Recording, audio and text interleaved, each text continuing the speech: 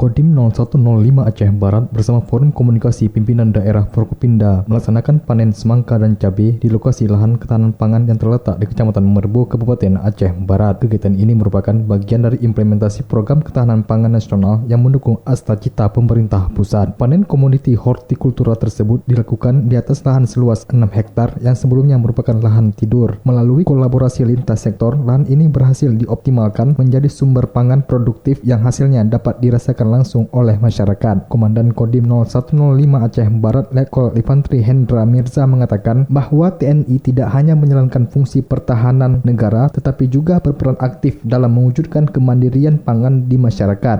Pada hari ini kita melakukan panen. Untuk yang kita panen adalah semangka non biji dan juga cabai merah. Program ini juga untuk mendukung swasembada pangan yang telah dicanangkan oleh Bapak Presiden kepada seluruh institusi, baik institusi pemerintahan sipil, kabupaten, Polri, dan juga TNI untuk sama-sama bahu-membahu mendukung swasembada tersebut. Panen ini menjadi bukti nyata bahwa sinergi antara TNI, pemerintah daerah, dan masyarakat mampu memberikan kontribusi signifikan dalam memperkuat ketahanan pangan daerah sekaligus mendukung visi nasional dalam sektor pertanian. Reporter RRI Melabuh, Arif Rizalul melaporkan.